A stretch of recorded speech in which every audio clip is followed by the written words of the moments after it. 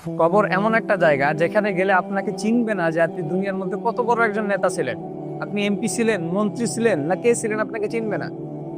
সুনানে তিরমিজির মধ্যে আসছে, রাসূল সাল্লাল্লাহু আলাইহি ওয়াসাল্লাম বলেন, কবর হচ্ছে এমন একটা ঘাঁটি, এমন একটা ঘর, এই কবরটা, যেই ঘরের মধ্যে যখন মানুষেরা প্রথম যাবে, তখন এই কবর যদি তাদের সঙ্গে ভালো ব্যবহার করে বা কবরের মধ্যে যদি তারা সহজতার সাথে কবরটাকে পার করে দিতে পারে, পরবর্তী যতগুলো ধাপ আছে সব সহজ হয়ে যাবে। সুনানে তিরমিজির বর্ণনা। কিন্তু কবর যদি আপনার কঠিন হয়ে যায়, যে আপনি সহজ জবাব দিতে পারছেন না, কবরের মধ্যে আপনার খারাপ একটা সময় চলে যাচ্ছে, একটা খারাপ একটা অবস্থা, কঠিন একটা অবস্থার মধ্যে পড়ে গেছেন, এরকম যদি কবরের মধ্যে হয়, তাহলে পরবর্তী যত ধাপ আছে রাসূল সাল্লাল্লাহু আলাইহি ওয়াসাল্লাম বলতেছেন প্রত্যেক ধাপ তোমার কঠিন হতে থাকবে। এবং অপর হাদিসের মধ্যে আসছে, রাসূল সাল্লাল্লাহু আলাইহি ওয়াসাল্লাম বলছেন, যখন মানুষেরা একজন মানুষকে কবরের মধ্যে রেখে চলে যায়, তখন ওই কবরের মৃত ব্যক্তি ওই মানুষের পায়ের খসখস শব্দটা শুনতে পারে। তো আপনি কি মনে করছেন যে আপনি যখন ইন্তেকাল করবেন, আপনি মারা যাওয়ার পর মনে হয় আপনার মধ্যে কোনো রুহু থাকবে না, আপনাকে কোনো জিজ্ঞাসাবাদ করা হবে না, হাসরের ময়দানে আপনাকে ওঠানো হবে না? আপনি এটা মনে করছেন আপনাকে জিজ্ঞাসাবাদ করা হবে না? আপনার ভুল ধারণা। রাসূল সাল্লাল্লাহু আলাইহি সাল্লাম বলছেন যে মানুষেরা যে চলে যায়, তুমি মরার পরে যে তোমাকে রেখে মানুষেরা চলে যাবে, তো এই মানুষের পায়ের খসখস শব্দটা পর্যন্ত তুমি শুনতে পাবে।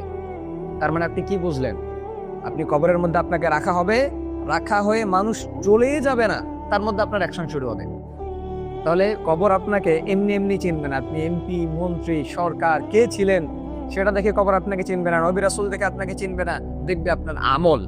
আপনার আমল যদি ভালো থাকে, কবর আপনার সঙ্গে ভালো ব্যবহার করবে, আমল যদি খারাপ থাকে, খারাপ ব্যবহার করবে।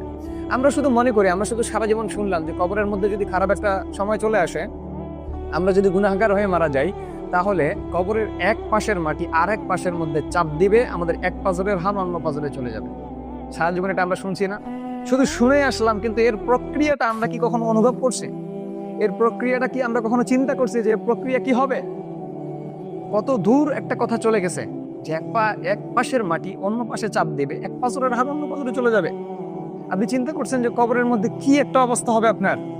বাঁচানোর মধ্যে কেউ থাকবে না। দুনিয়ার মধ্যে যদি আপনি কোনো নদীর মধ্যে পড়ে যান, সাঁতার না জানেন, আগুনের মধ্যে যদি পড়ে যান, তাহলে অনেক মানুষ আছে আপনাকে বাঁচানোর জন্য।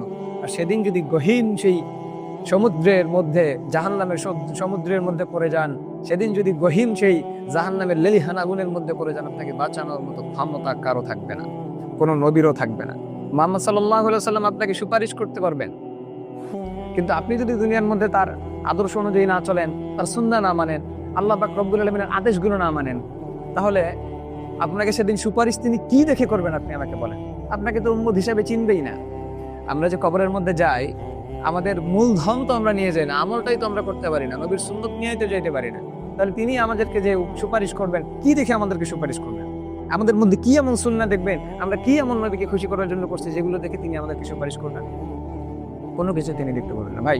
এজন্য সময় আছে, আমরা এখনো ফিরি, আল্লাহ পাক রব্বুল আলামিনের দরবারে এখনো ফিরি, তিনি আমাদেরকে ক্ষমা করার জন্য অপেক্ষা করছেন।